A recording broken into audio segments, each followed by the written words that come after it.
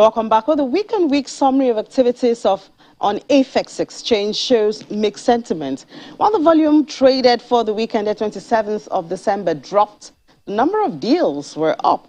We have Femi Kende, analyst, structuring and origination at AFEX, joining us from our Abuja studio. Hello, Femi. Good morning. Hi, good morning. Happy to be here. Happy to have you here. So tell us, take us through the activities for the weekend at December 27th. So it was an interesting week on the exchange. As the volume traded, the number of deals actually surged significantly. The total turnover for the week actually closed at 1.6 billion naira, which represented a 27% increase week on week. However, the volume traded on the exchange actually closed at 5.3 million contracts, which represented a 2.42 decline for the reported week. In terms of the number of deals, the exchange actually saw the execution of 233 deals, which represented a 70% increase. For the financial benchmarks on the exchange, which are the AFEX Commodity Index and the AFEX Export Index, we actually saw opposite movements in the two indexes. For the AFEX Commodity Index, we actually saw a decline of 0.24% to close the week at 448.78 basis points. However, for the AFEX Export Index, we actually saw a marginal increase of 0.26% to close the week at 193.36 basis points. For the volume traded across commodities on the exchange, maize and soybean actually had an amazing week, accounting for more than 90% of the volume traded on the exchange. In terms of commodities prices, maize, soybean, sorghum, and cashew had a brilliant week. However, paddy rice and cocoa had a negative week. For maize, we actually saw a percentage increase of 5.09% week on week to close the week at 112 naira per contract. For soybean, we actually saw an increase of 1.3% to close the week at 396 naira per contract. For sorghum, we actually saw an increase of 19 naira to close the week at 245 naira per contract. And for cashew, we actually saw the increase of 4 naira to close the week at 484 naira per contract. For paddy rice, the commodity actually declined by 19 naira to close the week at 186 naira per contract. And for cocoa, we actually saw the decline of 4.9% to close the week at 1,150 naira per contract. Pardon me. For more information about our reports spanning the commodities market, you can actually check us on our website at www.afexnigeria.com, or you can follow our social media at AFEX Nigeria or COMEX by AFEX. All right, so let's do a little bit of cross-referencing now, historical performance of staples with the current fundamentals in the market. What's your outlook for the first quarter of next year? Yeah, so interesting question. So the key things we need to ask ourselves about the fundamentals driving the commodities market in Nigeria. The first thing is the volume produced in the country, has it significantly improved compared to the previous year? Consumption, has it improved compared to the previous year? And our political outlook or our policy outlook for the commodities market. Now, if you look at how the commodities market actually performed last year, you see that by the end of the first quarter 2021, we actually saw a significant increase in the price of staples for maize, soybean, paddy rice, and sorghum. Now, most of the reason driving this is over time we have observed that the level of consumption in the country cannot be entirely serviced by the domestic production in the country. So there has always been a need for importation to augment domestic production. However, the recent policy of the CBN to actually restrict the access of FX to the processing companies that actually need these commodities has actually restricted them to actually consuming what has been locally produced. Because of this, we continue to expect a demand pressure to actually push prices upward, ending the first quarter of the year at a high note. And agriculture has, well, proven resilient, even though we've seen that the growth has been marginal. How can stakeholders fully unlock the potential, in that sector? So it's very interesting when you look at agricultural data over time in Nigeria. Over the years, agriculture has accounted for 1/3 of the employment in the sector, according to the recent employment sectorial data released by the MBS. So as a result of this, you actually have to think very well to see that agriculture actually has a potential in unlocking employment in the country, in lifting a lot of people out of poverty. However, the inflow of funds into the sector has been marginal. When you look at the domestic, the spread of domestic credits to the sector, you see that it has averaged about 4 to 3% in the last 5 years. If you look at capital importation, also you see that it has averaged between 1 to 2%. Now, there's a lot that needs to be done to actually unlock the potential of the sector, because even when you compare the yield of the sector, right, of certain commodities to the neighboring country, you see that the country is not actually doing or outperforming many countries that are close to us. So there's a lot of things that need to do in terms of the use of improved seeds, the use of fertilizer, the education of farmers, because according to our crop production report, we actually observed that a lot of the farmers that we interviewed are not properly educated on the right application of, or the application of improved seeds, the application of fertilizer, how to actually assess credits or timely credit that will actually be useful to them. So we need to do a lot of education of these farmers. We need to fill the infrastructural gap, because over time we've also observed that our annual the operational storage we have can only store about 4% of the annual grain we produce, which is actually not a very good thing. If you look at countries like South Africa and China, you see that these guys can actually store over 100% of their annual grain produce. So we also need to fill the infrastructural gap in terms of storage. We also need to fill the infrastructural gap in terms of accessibility from the farm gate to the commodities market. We also need to do a lot of value chain improvement and to actually stop the disruption of the value chain. So yeah, there are a lot of things we could do, and we have companies like AFEX actually trying their best to actually improve the overall performance of the sector. But overall, I think the sector is doing well, but there's still a lot of things to do to unlock the full potential of the sector.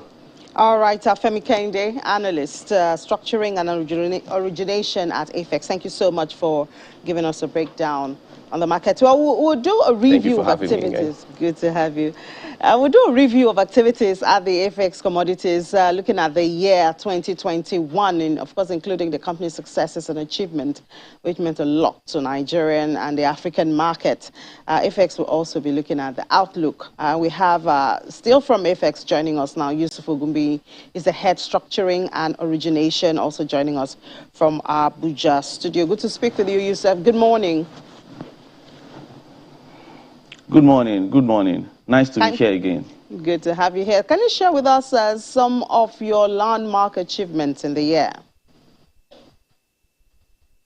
Yeah, thank you very much. The year 2021 has been great, very important for us at AFEX. And for us, it's kind of like rounded a lot of things for us going over the next 4 to 5 years. First of all, we crossed the 300,000 benchmark for farmers we engage. We crossed 300,000 metric tons of storage capacity as well as a company, and we also crossed a number of key milestones. For instance, the number of engagements we have for input notes on the input note side for giving farmers input across the country also improved significantly. That's on the one hand. On the other hand, as the exchange as well, the volume of commodities traded on the exchange also grew significantly.